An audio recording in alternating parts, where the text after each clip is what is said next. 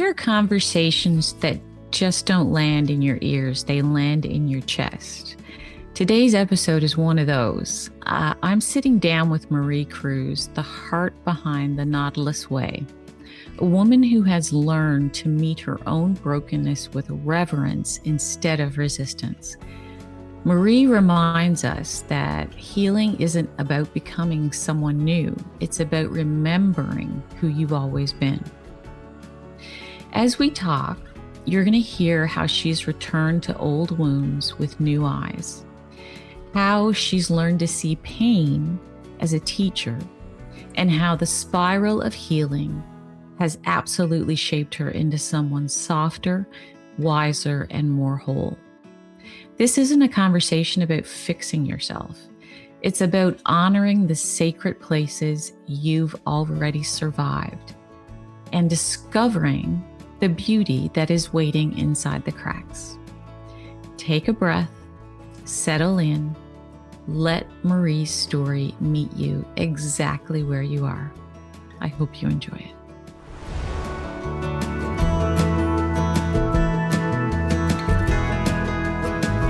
Hello, everyone, and welcome to another episode of Broken Beautiful Me, stories of hope, gratitude, and resilience. And I am so happy today to have as my guest Marie Cruz. For more than 15 years, Marie has guided and empowered women through growth and transformation. Along her 25-year journey of self-discovery, she created the Nautilus Way. Write your way free, a proven process that accelerates emotional breakthroughs by rewiring limiting beliefs, gaining clarity, developing confidence, and shaping their lives with intention. As a coach, speaker, and retreat facilitator, her story is one of resilience and reinvention. She was raised in poverty in rural Louisiana. She became a single mother of two at a young age. Feeling called to support women's healing, she left corporate America in 2012 to launch her coaching practice. In 2017, Marie lost her son suddenly, less than 2 years after her mother's unexpected passing. Even in her darkest hours, she refused to let grief define her. Her persistence in rising from profound loss, combined with years of coaching experience, uniquely qualifies her to guide women with compassion, courage, and hope. Marie has led life-changing women's retreats for over 6 years and is the best-selling author of Even When She Rose. Welcome, Marie. I'm so honored to have you here today. Well, I feel like I'm the one who's honored. Thank you so much just for providing the space so that we can all heal together. You know, the more stories we hear, the more we tell our stories, we heal, and then everybody gets to rise. So I really appreciate those of you who are doing the hard work of opening the conversation and just providing the environment to make it comfortable for us to share and help each other heal. Absolutely. We're all in this together. Marie, your journey has been marked by profound loss and courageous reinvention.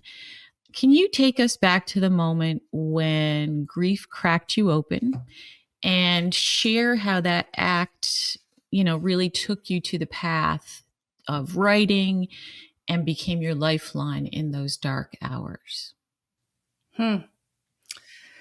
Well, I probably won't start with the moment because it's, so heavy. But I will, I kind of like to start a little bit before that.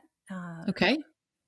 A few years before I lost my son, I had established a daily journaling process and a daily journaling habit, let's call it that. It wasn't a process yet, or I didn't know it was. And so I had always enjoyed journaling, diary, that kind of thing when I was a kid. And then a young adult, I wrote journals to my children when they were babies about whatever was going on with me, what was going on with them, certain whatever. It's kind of neat to read who I was as a very young mother. And, but in the late in 2000, I went back and found the date the other day. I want to say it was 2013, 14. I received a book from my daughter called The Artist's Way. I highly recommend it. In the book, she talks about the daily pages. And somewhere along the line, I had heard this quote, and I've yet to find it, but it said, "You'll find yourself on the pages of a journal." And I didn't know I was going to do this Artist Way book. I was just seeking. I thought I would be a visual painter or something. That's what I thought. But it turns out I was meant to write more. Anyhow, the gist of the book is you'll finding yourself in the daily pages, like opening. I now call it, I wouldn't have said this before because it sounds woo-woo. Now I call it like opening a portal to your soul. And it's just like showing up for anything else. But this is showing up to hear what's hidden. And I didn't know that's what it was meant to do. She did, obviously, because she wrote the book. But I just started to do it. And I can't even tell you why. It was a great time in my life. Well, I can tell you now why.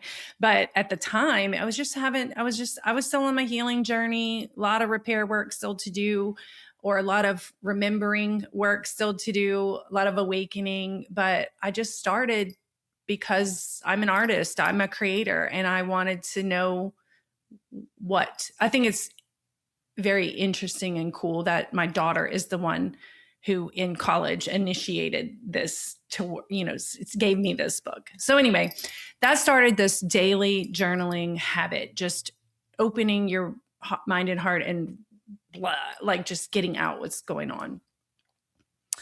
And not long, I just went back and looked at the timeline, not long into the practice of the daily pages, something started to happen for me, which was I started to receive messages from what at the time I called God.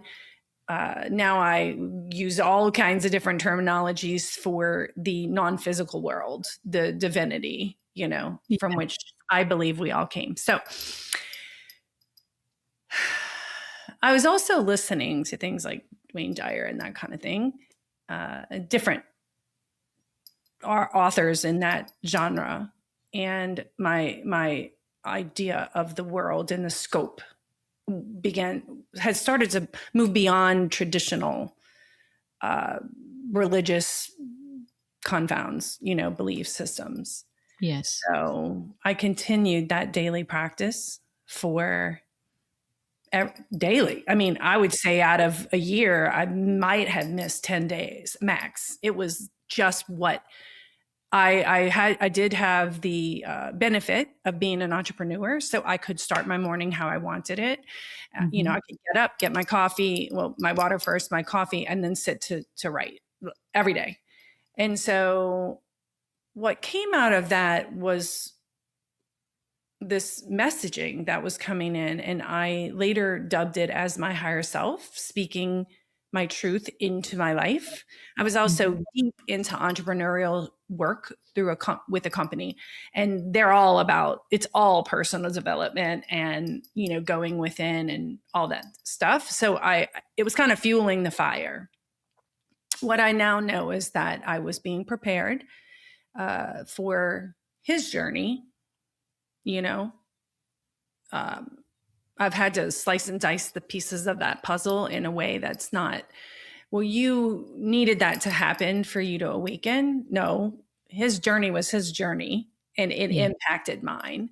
And that feels less sticky with this current space that I'm in. So we do what we have to do with reality to make ourselves okay, with it in a form of acceptance. So I had that in place when I lost my mom, which was in early 2016, and rocked my world, some PTSD. We found her, but I had the tool already in place. I had a place to meet myself radically, to allow this space that was so sacred for me, that when no one else can meet you in deep grief because they don't know, or they don't know how to hold space for you. I had my own space, and this place for me to work this out, to just scream to all of it, to talk to my mother. So then, of course, they say, don't ever say it can't get worse, because it did. And in late 2017, when I lost my son, that was, there's no comparison in grief. Just everybody's journey is unique, but I will say I've learned since that the way we process grief and the way we hold it largely is determined by who we are at the onset of it, by our capacity to meet ourselves, to have compassion for our humanity, But at the time, of course, I didn't know any of that. It was all kind of in the works. So when I lost him, I knew that I could meet myself in the journal, but I didn't want to, because I was terrified. I was living it, and I am really good in survival. Like, I knew how to grind, and I knew how to just keep going, and I knew how to override life to move, do the things. But I knew in the journal I would meet the depth in a way that you can't avoid, but I also wasn't head on meeting it in life. So, so here's what I'll say about the loss itself. So my mom's loss made me question the impermanence of life. It shook my world. Like, oh shit, on any given day, someone, regardless, can just not be here. And also, like, it was my first major loss, and I was 42, which I'm grateful for, But what it did was it rearranged my inside, like, it rearranged my view of life. I was painfully aware that of the impermanence of life, and of the not missing the moment. So to my capacity, then I began to spend more time with people, in the moment, the things that I had literally rushed through my whole life. And that was the start. The first loss was the start of me kind of breathing in and saying, what is important right this minute? Because I might not get the other minutes. And that was really shocking to me, because my mom and I weren't really close. We weren't estranged. We weren't angry. We weren't those things, but we were very different humans. So we didn't spend a lot of time together. But it still really, really rocked my whole world. And so what I'm grateful for now is that I was able to understand more and expand a little more before I lost my son, because I was able to spend some times with him that I normally wouldn't have. Yeah. I would like to believe that I garnered a little more patience, but losing him was like, I like to just flow with what comes. What just happened in my mind was like the Big Bang Theory for me. Like my whole existence rearranged in an instant. So what happened with his loss? So I was already painfully aware that someone could be just gone. But when my mom died, I didn't ask, where did she go? Is she okay? I wasn't worried for my mother. But when you are a mother and it is your child, the instant question was, where did he go? And I had a very religious foundation my entire life, but that just didn't, it wasn't holding anything for me, nothing. And I see people and their faith carries them through. I was not appeased on any level. My whole soul was like, maybe because I had started to expand, I'm not sure. But my whole soul was like, what happens when we transition? Where did he go? Where is he okay? Like it was just burning in me, you know? And so it's like I talk about like when you're up all night wondering if they're okay. The moment Yes. you know they're okay, you can take a deep breath. Yeah. And you might be pissed at them Oh, because yeah. you didn't know. And you might even say, like, I'm going to kill that little shit. But your body can breathe because they're just okay. Well, this is like the nth degree of you have to just accept something that makes you breathe, that they're okay. And that's just a facet of the millions of facets of loss that comes in any deep grief that I've learned, but especially when it's your child. And so, and I'm not quantifying it or making it worse. I'm just saying my experience now working with hundreds of women, it is categorically very, very intensely different. So, what that did was just rearrange everything for me. It quite literally made me question everything, all of the things, and I went on a search and eventually went back to my journal.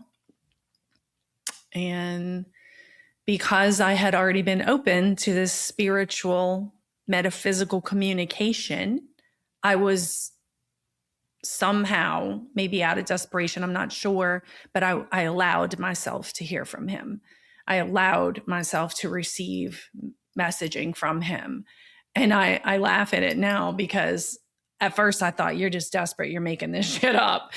And then to go back and read it, it's not what I would have wrote to myself. Like, so that doesn't even make sense, you know? But in the moments, I remember the first time I heard from him, not in writing, but just in the not, you know, I just heard from him. And I remember thinking, I can't tell anyone, they're going to lock me up. Because that's what you hear about, you know, if you lose a child and you go crazy, they put you away. Like, I don't know. They don't even put anybody away anymore. Even the people they should put away, they don't put away. So yeah, that is kind of, I mean, I don't know. I feel like it's so hard to pull into, like, to drill it down. Because there's no one moment. It's a life altering event, you know, and you know they say that like losing a parent is going to rearrange your life, no matter what your relationship was with them. Losing Quentin, I mean, I've never said that before. The Big Bang Theory is literally what happened. All the fibers, all the pieces of the puzzle, everything in me rearranged into, okay. And I say this often, what now? Like, I can't undo this. This is not fixable. In that regard, I can't get him back. What now? Which I'm really good at, but I wasn't good at it in an emotionally safe way, right? So when I went through my first marriage broke up, it was just like grind, right? I got to take care of these kids. I got to get a job. I got to just go. Just what now? Okay. These are the facts. Just deal. This was different. This was you, in my opinion, you can muscle through grief, but it won't end well because the body keeps the score and you are going to pay the price for not giving grief its birth and its breath and its width and its due, what it needs for you to be able to hold it. I know I feel like as I'm saying that, it sounds so floaty and you know, not at all. I totally get what you're saying. And grief waits for you if you don't do that. It just sits there and waits until something happens and then it bubbles up and says, I'm still here. And even I when you show up still, for it, it still waits and it still it bubbles still up. waits. It Yeah. still invades your Hmm. life. And so the moment of losing him rearranged, I think, just about everything in the way I look at the world and the way I process and the way attune to myself and what my life is asking of me. Because I don't know, it's simplified things. Yes.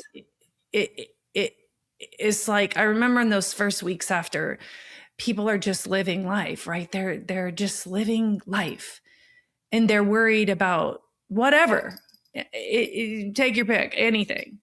Even big things didn't compare in my body, in my spirit to this enormity, right? So I'm looking around going like, these are the everything's moving and I'm in this readjustment. So yeah, that changed kind of everything for me. It changed things that it didn't know until now that it changed. Isn't that Because in it, something? yeah, because in it you're surviving. I mean, I was literally just how do I breathe through this day? How do I just move and do the next thing right this second, Mhm. for a while. Mhm. That's all you can do. So I've since, learned, recognized other things, all the other things that have changed. But Yeah. Well, first, I want to say how sorry I am for your losses of your mom and of Quentin. And as a bereaved mom myself, as you're describing it, I'm sitting here silently saying, yep, yes, that is true. I think you've captured it beautifully. The enormity of the loss, and I don't know. I'm just listening to you. You were there's parallels with our lives, which is mm, I don't often talk to people on the podcast who have such parallels with me. I was a very young mom as well, mm, and it teaches you to always be looking to be a fixer to because you have to be a hustler when you are a young mom. You have to figure out what do I have to do to you know and then you find yourself at this moment where you're sitting there, or I will say how I felt when sure. at the moment when I found out Stephen had passed. I was like, I don't know what to do. I have no answers. And I was always someone who had answers, Yep. and I had nothing. Yep. But as you said, right at the beginning when you started talking about Quentin, it gives you a space. There is a space that happens when you have such a loss that you can see what really matters. Mm. And I always call that Stephen's gift to me Oh, because, oh, yeah, I like because that. it changed how I looked at life completely. It Yes. changed my Yes. operating system. It changed Yes. everything. How I do business with people, how it Yes. changed it all. And it Yes. sounds to me like you are saying that that put you on a path as well that maybe you didn't expect, but you knew you were supposed to go down that road. Well, here's how I say it because the world frames things and I want to, what I say is we're all like living this life like bumper cars and we're bumping into each other, right? And our family is bumping us a lot more than the rest of the world, right? Usually. And Quentin's car, his journey was separate of mine, but it interacted with me a lot. And his leaving affected me, but I get to choose what I do with it. So, right? It didn't happen to me. It affected me because it intersected me. it wasn't mine to carry. It wasn't mine to fix. It wasn't mine. It was his. And so now what? Okay, what am I going to do with his journey? Because that's the only choice I really have. Yeah. Where am I going to go with it? Because I can't undo it. Because people come to me right when somebody loses somebody now. It's like, I'm like the suicide expert. And I'm like, look, I'm 0 for 1. I don't know why y'all are asking me, because I don't know how to fix this. This will be like if somebody becomes suicidal. And I always say, they're like, I don't know what she needs. And I'm like, she doesn't know what she needs. She needs her kid and she can't have it. That's what she needs. And she can't have what she wants and needs the most. And she's got to figure out, whoever she is, has to figure out what she needs next, because our answers are inside of us. That is literally like I'm just hanging on that these days. It's inside of us. And when he chose, because it was his journey. Mm-hmm. And by the way, I think everybody chooses, even when it looks like an accident. It's still them choosing, because their non-physical self, or let's say God chose, or however you frame it, whatever sits well with you. So anyway, Quentin chose, and then I get to choose. Yeah. I didn't get to choose for him or what he did, but I get to choose what I do with his decision. And I remember at his service, so wild. I've never said this. I've been on a lot of podcasts. At his service, my niece said, this was Quentin's choice and we have to honor it. And I remember thinking, the fuck I do? I remember thinking, I was so angry at the idea that we would honor this, and there were other things that were said at the service, but I remember a few key ones, probably the ones that pulled up in me, like anger or whatever. And so now I've come to a place of honoring it and being able to say, which is, by the way, what I teach in I'll go into that a little bit. I created this journal writing process from my process that I didn't even know was a process. So I took all of the therapy I had done and all of the modalities and tools, and I pulled them in and I created a process that I didn't know what I was doing. So then when I started to run women's retreats about 18 months after Quentin passed, just empowerment, self-development retreats, I wanted them to get the journaling, but it wasn't as easy as just start to journal. That's not what I wanted them to get. I wanted them to get this communion with your higher self and how your higher self or God could guide you through the writing. But I couldn't, they weren't getting it. And I realized at some point that I hadn't gotten that from the book. I had gotten the habit from the book, but I hadn't gotten the process that involved my life experience, my education, my, healing, all of the things. And so then one day I just created a process that if you follow the process, you will heal, because it's not just dump, it's dump and do something with it and end in a good place every single entry. And so the idea that if you continue to show up, that all of those answers will show up for you. If you just keep opening the portal, open the portal, open the portal. The problem is often we don't open the portal until we're in crisis. And when we're in crisis, we can't receive the truth. We're trying to just stop the hurting versus walking ourselves through our lives, walking ourselves back to our truth, to our goodness, to our divinity. And so now I understand that that's what I did through all those years.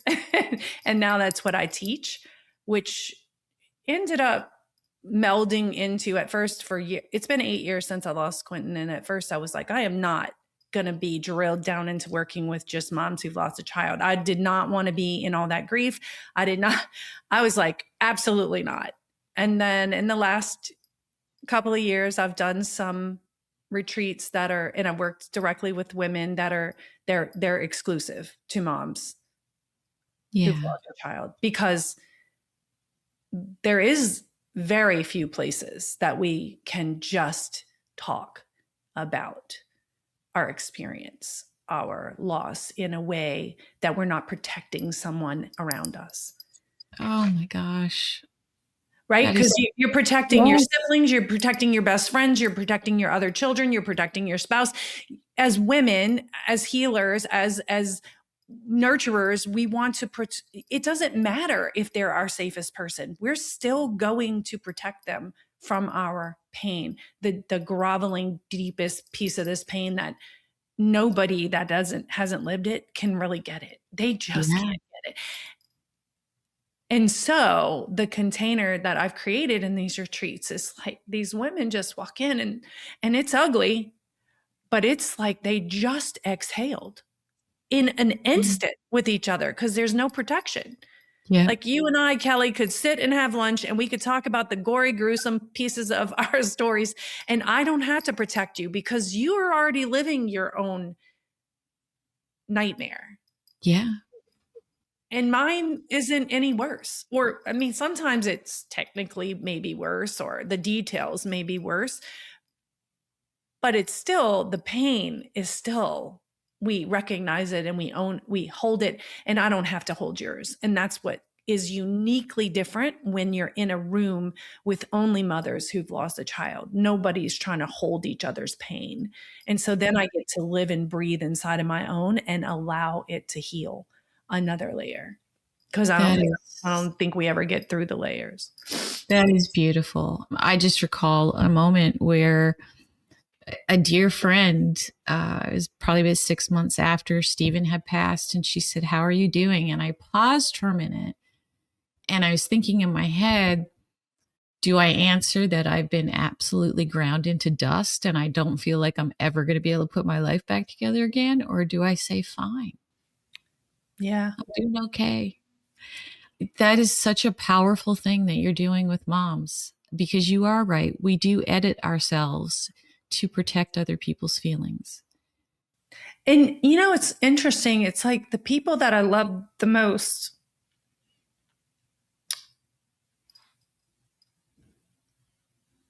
it just was so instinctual. And I'm not sure if I was protecting me or them, but I was protecting, and I couldn't just be in the fullness of the grief. The sadness isn't now sadness. It's like me remembering her and remembering, like, and what was unique for me, I think, and helps me put it into more clear words, is like when we lost our mother. I have 3 siblings, and I'm very close to all 3 of them. We're really close. We do all the holidays, big Cajun family from the New Orleans area, do all the holidays together. I mean, like, we're super close. And when we lost our mom, we all lost our mom. Yeah.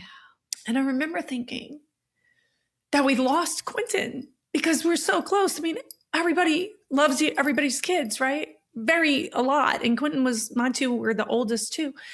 And but I remember when it dawned on me, like, we didn't lose Quentin. I'm the only Quentin's mom.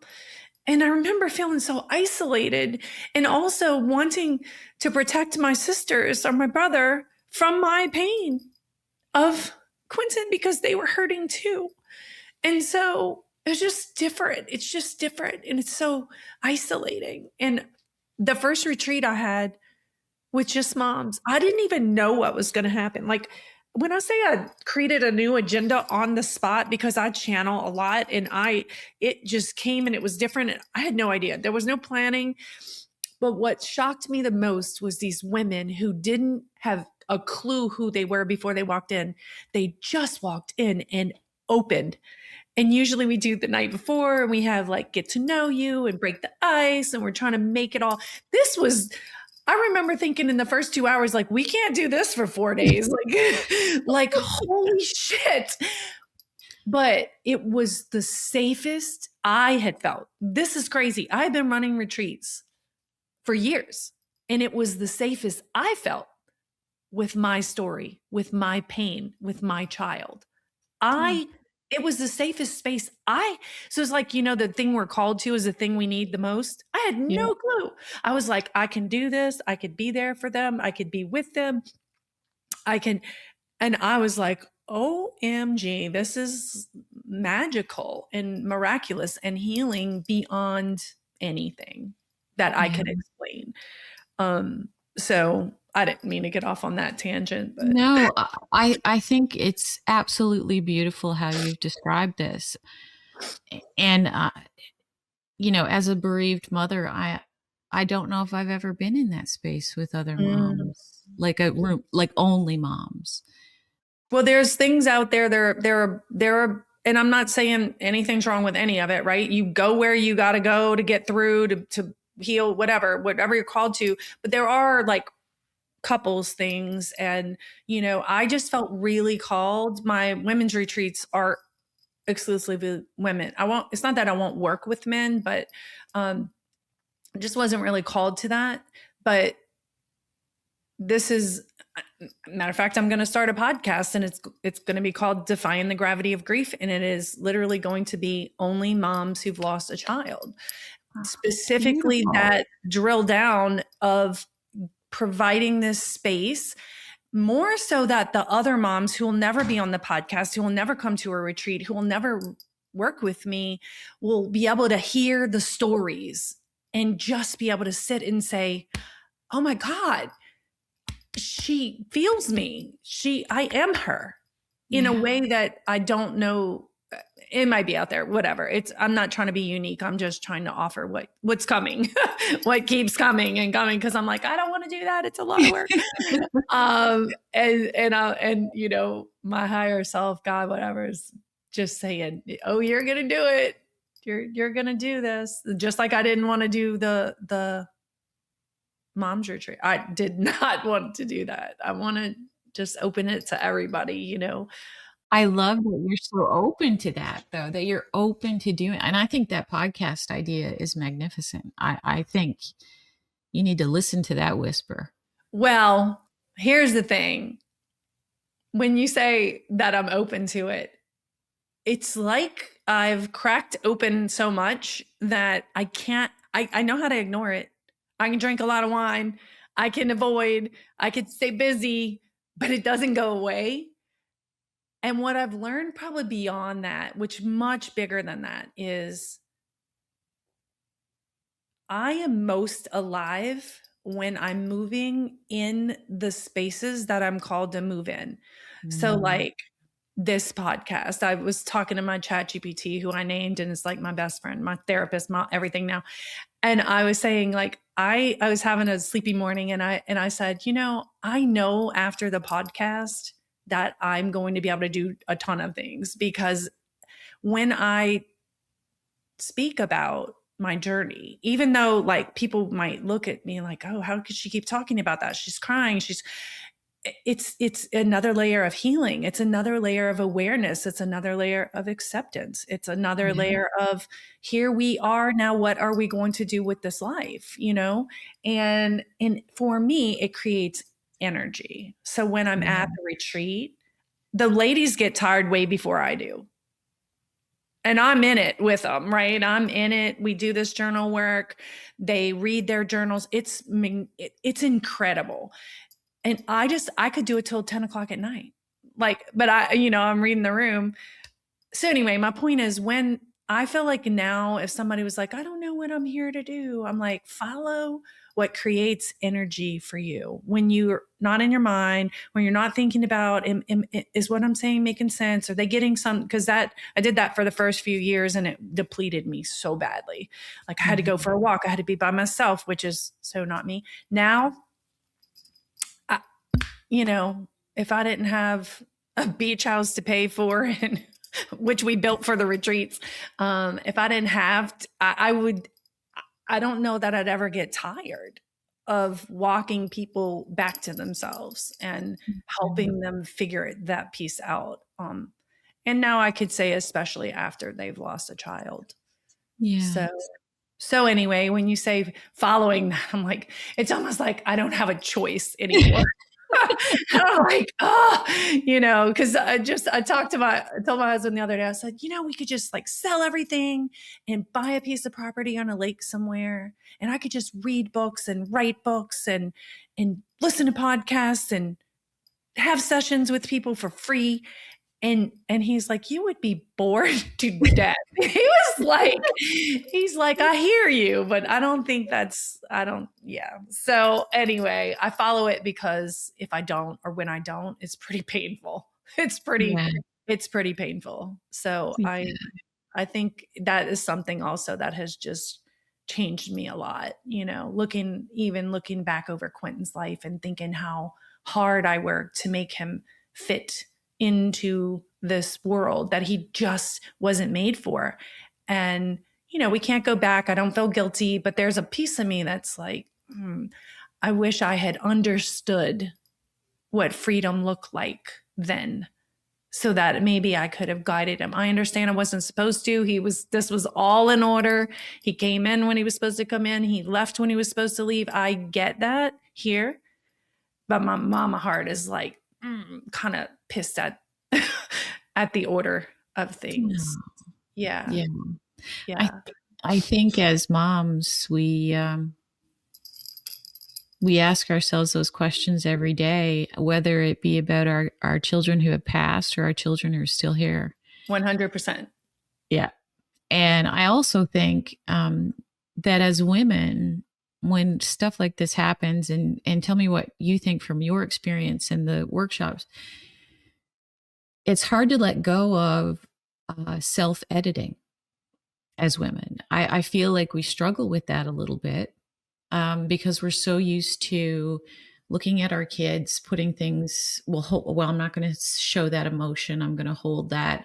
I'm going to let them follow this path. I'm not going to, or like just our interactions. I think women with our emotional intelligence, as we read a room, we don't take care of ourselves. And so then we have to find a way back.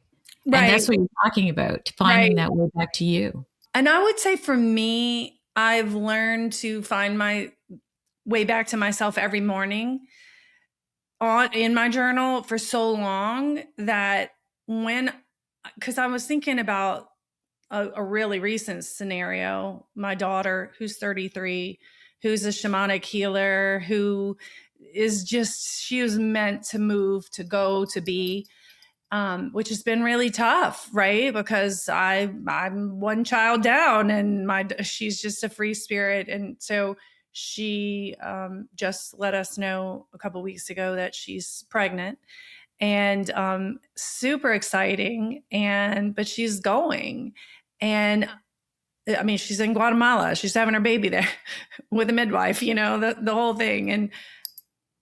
And I feel like now my editing, as you called it, is more self-protective. Like I'm choosing how much of my internal experience I share to protect myself. And I've turned that into like, that's my self-love, because I used to just give everybody everything. Yeah. Because I'm such an open book. Like I would literally on this just tell you all the details of all the things.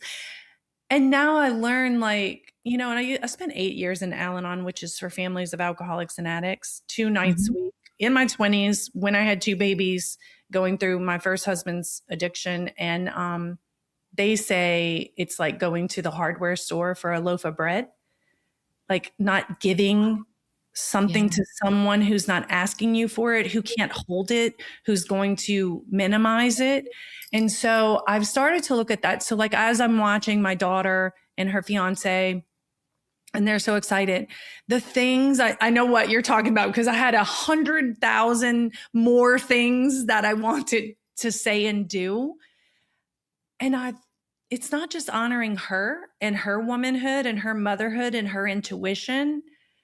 It was honoring me to not be rejected, to not in a healthy way, for me to not over try to protect her.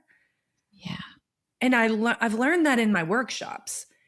So the key for that for me is to ask another question, which I died hard to. Like, because I have so much intuition coming in. I look at something and I feel like, oh, I want to just give this to her. But she can't get it from me, you know? And the questions allow them to get it for themselves or to bring more clarity in because their answers are inside of them. And I know when I went all the way around because I was like, do I edit myself as you were talking? And I do, but in favor of preserving me. And another thing I say often is the most loving thing for me to do for me is always the most loving thing for me to do for someone else. 100% of the time. Now That is that great. can get confused with selfishness and pleasure. I'm talking about loving, you know, Yeah, loving, meaning absolutely. it's the next right thing that I will feel good about later.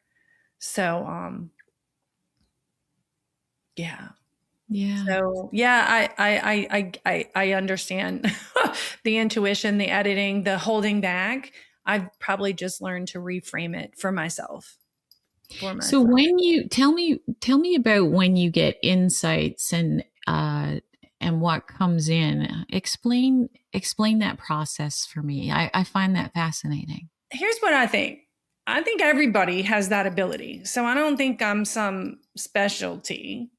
I think I'm more willing and open than some people because I've grown past my I'll talk. I'll say for me, my religious constraints again. You know, of like, so okay, let's say we're in a session, and they read their journal to me, and we go through it, and it's so interesting. I used to try to write things down, and now I'll say, I'll say, can you read the second sentence in paragraph 2 because it's like it's I think it's in words that people might feel more familiar with, and some people are going to be like, "That's some weird shit."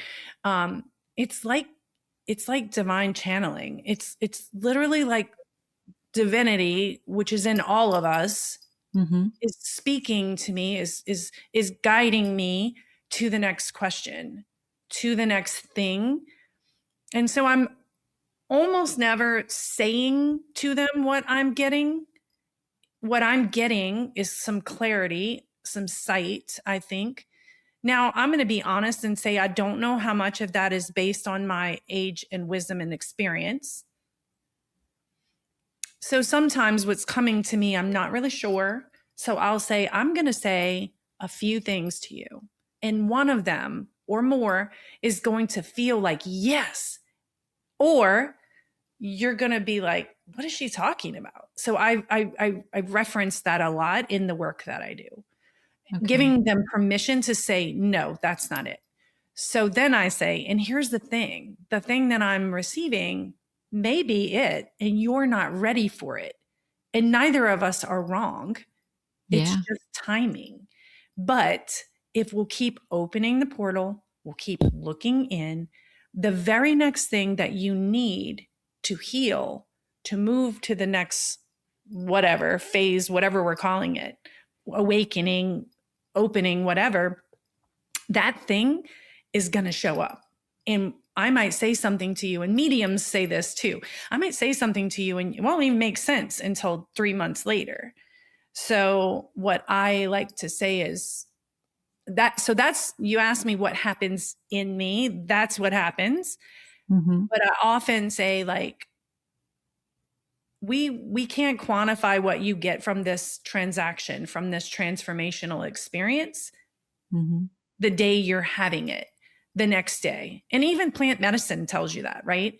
You Yeah. do plant medicine, which I've done some journeys, you integrate it later. You don't even know what you got until months, maybe sometimes years later. You go like, ooh, that thing surfaced in that experience, and here it is again and again and again, looking for my attention.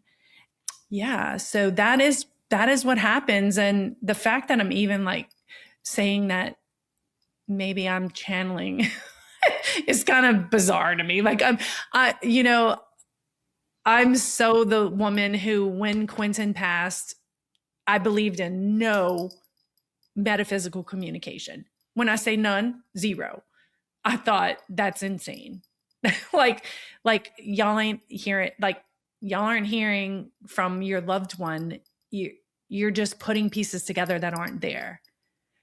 And so I was the woman who wasn't already prefaced or briefed or open to any of that.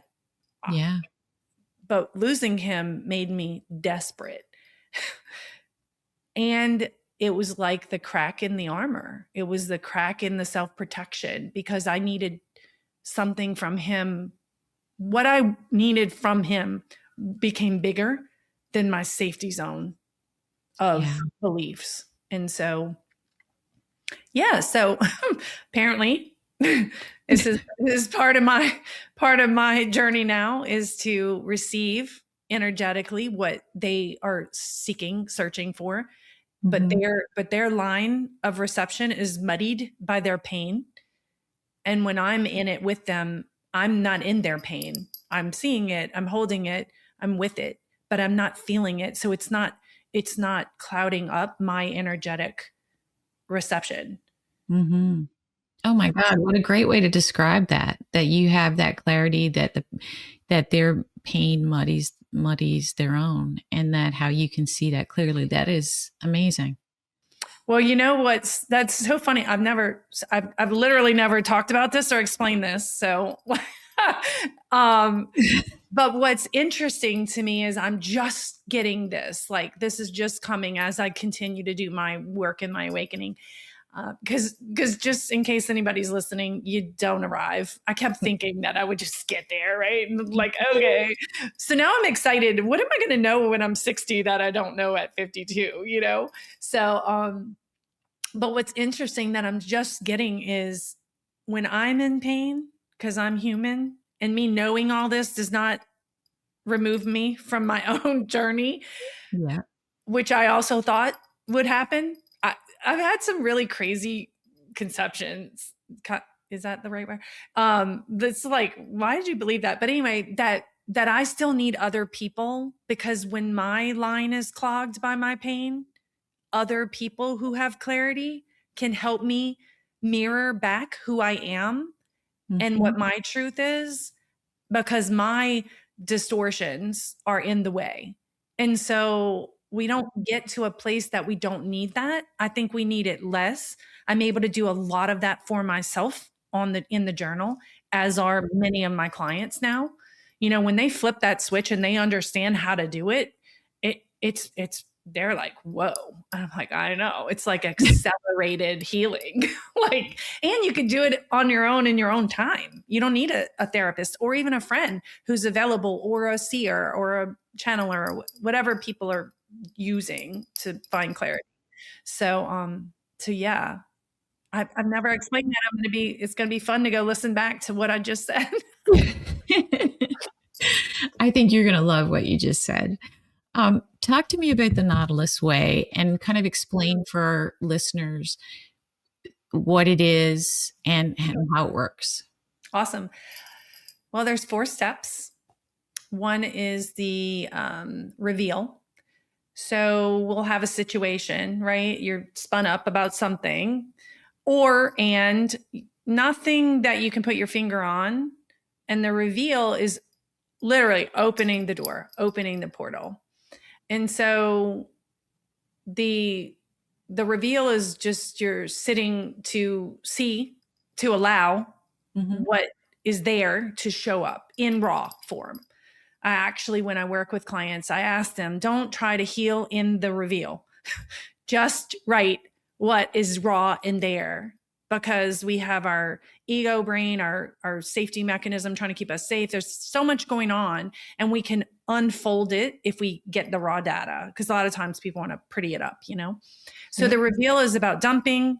The review is about looking for the pain points. We're looking for what needs attention. Mm-hmm. what needs reframing, healing, whatever. And then the rewrite is where we actually, that's the medicine. The rewrite is the medicine. And that is where we learn to love ourselves. And it is probably the biggest roadblock in awakening and healing, in my experience personally, and now working with so many women, because here's why. We are taught as little girls to dim our light. We're taught to don't be too confident, don't be too forward, don't be too direct, don't be, well, all of those things are self-abandonment. And Yeah. when we self-abandon, we're not loving ourselves. And the problem in our healing journey, the essence of our healing journey is learning to love ourselves, learning to be our own best friend, learning to allow myself to be both human and like I'm human, so I'm fallible, but I'm also this amazing divine being too. And when we don't accept that, but we're inculcated into this most of our lives, right? Then we have children and we're like, put their needs above yours. Don't be selfish. Give them every penny you have. Don't go get them. Literally, our whole society, we're coming out of it, which I love. But Mm-hmm. it's sacrifice for everybody. But when you become the sacrifice, you can't heal. And so the rewrite is the journey back to recovering, remembering who you are at your core. When you're not a wife and you're not a mom and you're not a daughter and you're not a businesswoman, who is Marie at her core essence? Who am I? Yeah. Who was I when I was 6 years old, playing around in my grandpa's garden singing? And I'm not a singer. Or I was on the beach dancing when I was a child and my mom's watching me in Grand Isle, Louisiana. Like where is she? Because that's who I am. That happy, giddy girl. That's who I am. Right. And so the rewrite is recovering your essence. And then, so the rewire is done through practice and repetition because it is a new muscle. You are rewiring the way you view yourself, the way you love yourself, the way you show up for yourself, the way you hold compassion for yourself. You're rewiring a lifetime of wiring. Yeah. And to do that, it needs repetition and practice. And listen, I keep thinking I'm there and I'm so not. So I have to keep going back to the rewire, going Yeah. back to, and in more now terms, we would call it identity work, right? Recovering your identity. So because we're so wired to not do this for ourselves, I created a bypass, a way that we can circumvent our inability to love ourselves until we can. So through the process, my clients and retreat members, they move from not being able to do that through this bypass that I created into being able to, let's say, I'll put it this way, like channeling from their higher self instead of, because if you took the average woman, I'm going to say average because there are certainly exceptions. The average woman could not sit down and write about herself with truth and clarity without guilt. True. 100%. I've seen it so much, I can't even, because you can't erase in one event, you can't erase a lifetime of training. No. You cannot. And so my writing, my journaling is a way to get around that, which is not, I worked with a niece of mine who's like 22. I had her go through my whole online course. I said, I just want a younger person's perspective. She watches the whole thing. She goes, I feel like so different about it now because I would just journal, but it was like, it got me nowhere. It's like, great. I just like blah, everything that I'm going through. Now what? And she said it's like she now has a format to do something that is progressive in awakening and healing with the blah, because we all got that too. So I love that you asked your niece to do it, of a different generation, and that she could still see the value and the power of it. That's wonderful that it, you know what I mean? Because a lot of times what works for one generation does not for the other. truly, well, probably one of my favorite experience so far. Now I've worked with the moms who've lost their children, which is its own category, right? But my favorite, I had a lady who is a therapist and all this stuff. She came to one of my retreats. She did not lose a child, but she came to one of my retreats, and she said, when she got home, she messaged me and she said, I really want you to work with my granddaughter, who's 19. And I was like, I'm just kind of getting into this work, really feeling it, understanding that I'm channeling. I'm kind of getting used to all the woo-woo stuff myself, and it's me experiencing it, right? And so I was like, okay, because I'm like, I can do anything, right? Except for crochet. That just kicked my butt last week. But anyway, I'm a proficient seamstress, and crocheting almost killed me last week. Okay. So I say, okay, this girl has suffered with systemic, I don't know if that's the right word, but depression her whole life. And she's on a year of ketamine therapy at the point that I start to work with her. And I teach her my writing program, and we do everything online. It's just, on Zoom. And she does the writings. She comes, I'm telling you, this girl, this young lady, beautiful soul, at the end of our work together, she says, I feel better now than I've ever felt in my whole life. And she said, and not what she said, what I have taken from that is she saw her identity. She saw who she is. I helped her connect who she is. And that made me think, like, what if we could get in earlier? So now we have women who are in their teens and 20s seeing themselves. So now they don't build 40 years of this and then have diminishing our reality and our power and all of it, our intuition, all of it. We diminish it all. What if we got in early? We'd have maybe less depression and anxiety later on, less recovery, because you didn't spend 40, 50 years believing like that you're shit. Like, I mean, right? Or that you're not good enough. Because, I mean, there's nothing like having some children to make you feel like you're not adequate. Right? God love them, but I mean, but I think, what if you were a young mother and you had an ability to see the goodness and the beauty of what you bring, instead of only seeing where you aren't good enough, which is just your humanity, right?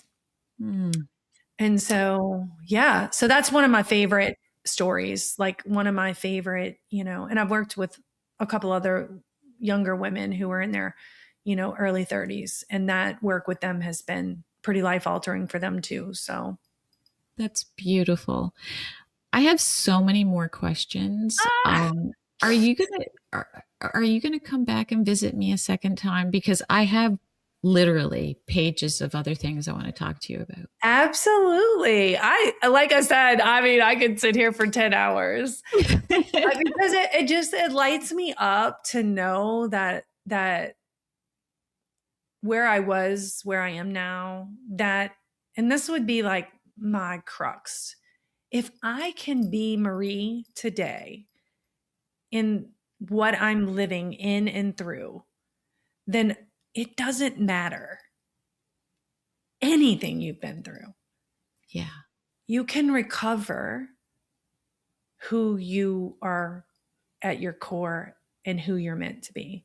So I don't think we could say that enough ways, in enough audiences, and I'm not the only one saying it. I just happen to have a process by which someone could utilize to get there, or to be more in that space. So yes, I would love to come back. Okay, well, I am going to look at dates with you after we get off this podcast.